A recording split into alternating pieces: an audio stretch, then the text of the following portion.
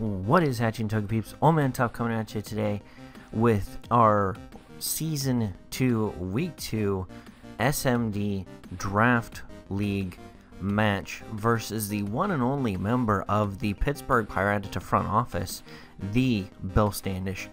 Very good friend of mine, and it is a fantastic honor to get to play him in the SMD. He is a replacement coach. I apologize, I don't remember who he took over, and he is coach of the Adelaide Honchcrows. So give this video a like because we got two members representing the Pittsburgh Pirattatas, even though he is with another team today. I've never gotten to play Bill before, and I really look forward to it because I've seen how he team builds because he helps in my front office. So let's go over the team he has to use today. And that is Incineroar, Gardevoir, Torterra, Mamoswine, Tapu Bulu, Crobat, Mantine, Kabutops, Lantern, and Cosmog. Lantern and Mantine are his Z-move users. Now, let's take a look, and I forgot to turn the thing on Discord off again, but that's alright. Let's take a look at the team he did bring, which is Lantern, Incineroar, Mamoswine, Torterra, Gardevoir, and Tapu Bulu. We decided to bring Choice Scarf, Cincino, who I'm actually becoming very fond of, Weavile, which is a standard attacking set with Life Orb. We have an Eviolite Magneton this week because we need to be able to come in and take hits from the likes of Gardevoir, and not much else on our team really likes to do that, especially Moonblast. Moonblast wrecks our team outside of Magneton. We have Latios with Bulk and Special Investment. I threw this team together real quick. I apologize for this match being put together last minute, but I was out of town on business all week. Got to take a nice trip to our paint supplier. We have Requiem returning to the Pittsburgh Pirattatas lineup. Hype. I loved using Requiem in the GBA, and I'm more than happy, which is Jellicent for those of you who don't know. More than pleased to get to use it again in the SMD. Physically bulky set to be able to come in and take some hits from the Mamoswine, who otherwise wrecks our team pretty much by itself.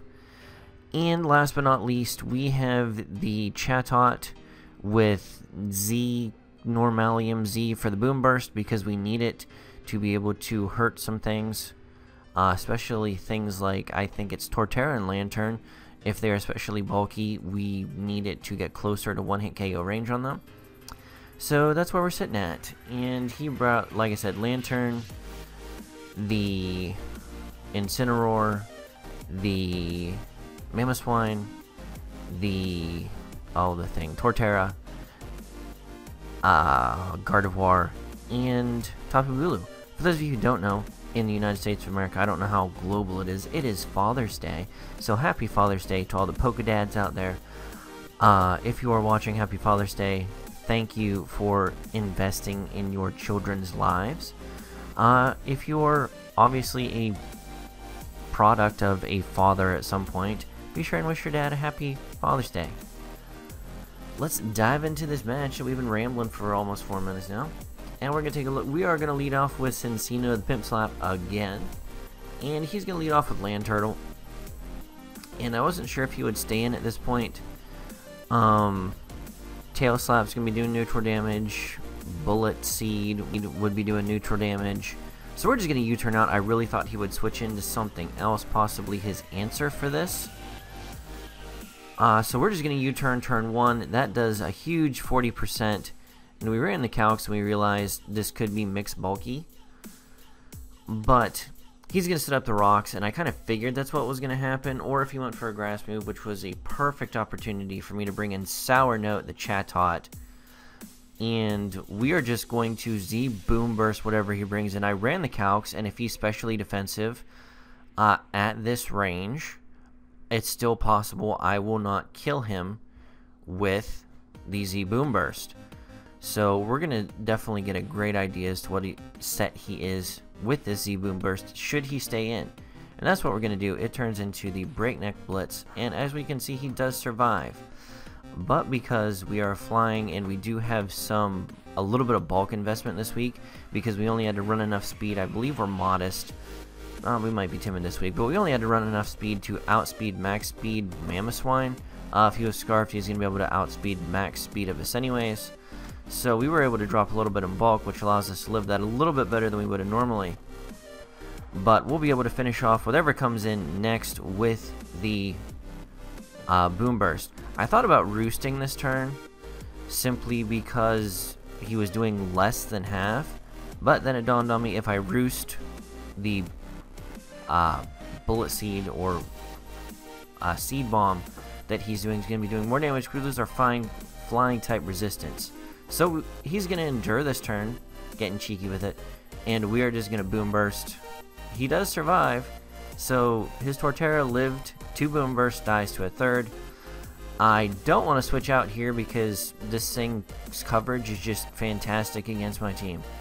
I should have went into Requiem there because, like I said, it is our answer to this, and we could have taken one of anything he was going to give us and probably a second unless he's banded. I believe banded knockoff will destroy even with our investment, even though we are Colberberry. But he goes for the superpower, and this reveals that he has to be Scarf because there's no way he outsped us outside of that. So we know it's Scarf Mammoth Swine, which is good and bad because it kind of wrecks the rest of our team. So we are going to have to play around what he is choosing to do. We are just going to bring Pimp Slap back out here, and we are going to go for the Tail Whip. I really should have went for the Rock Blast. Nothing he wanted to bring in at this point out of Tapu Bulu, which he wasn't going to switch into a Tail Slap. Takes relative decent damage. I really stewed over doing that because neutral damage, and like I said, it's going to hit anything else that comes in. But alas, I do go for Tail Slap, and it is going to cost me here because he can bring a Mancat. And that took that really, really well, that Tail Slap. I did not realize how bulky this Incineroar was going to be. And he's a Rocky Helmet. So this is going to take us out, sadly enough. Because we are going to get 5 turns of Rocky Helmet. We do put him at the just above the 50% range. But that does allow us to go into Hinder. Our Latios. I really should have went into Weavile and knocked off there. At that range, probably would have killed. Or low kicking. God bless you. But we go into this, and we drop a Draco Meteor, and he predicts that perfectly and is going to go into his Gardevoir. Really could have taken anything we would have done. Honestly, I had Ice Beam because it does great coverage against his team, and I should have went with the Ice Beam on the switch there because he was going to go into this just to get some damage off. We do switch out into Tons of Fun our Magneton because it is our dedicated answer to this. He's going to Moonblast. That does less than, well, it does right around 25%. We are just going to Flash Cannon. It does 10%, which is a super effective hit.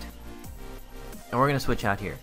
Now, for those of you who aren't familiar with Lantern, think at top, why don't you just Volt switch out? Lantern gets Volt Absorb.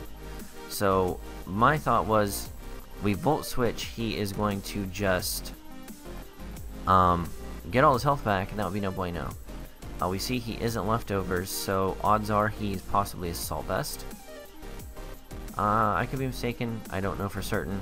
He goes for the Volt Switch. That does negligible damage because of our bulk investment and resisted.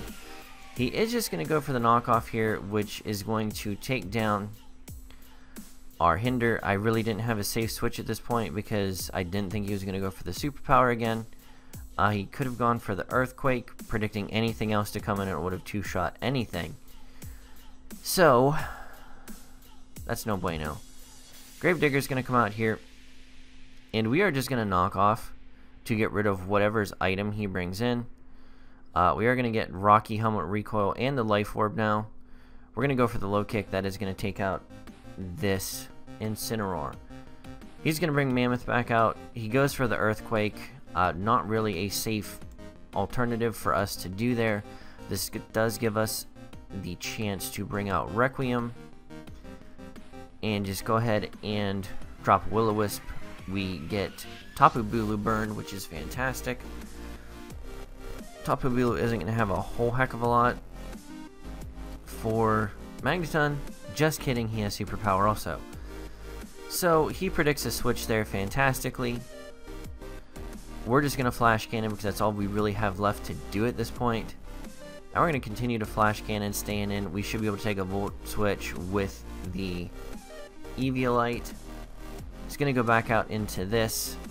And considering he's burned, I thought there was a very good chance of us living this Wood Hammer because of our investment. But we don't. And that is extremely sad. So, luckily for us, he's burned, and that's going to negate the Grassy Train. He's going to Wood Hammer here. We are going to be able to survive. That takes a huge amount of damage. We're going to Hex him. The burn is not going to be enough to take him out. He lives with 1%.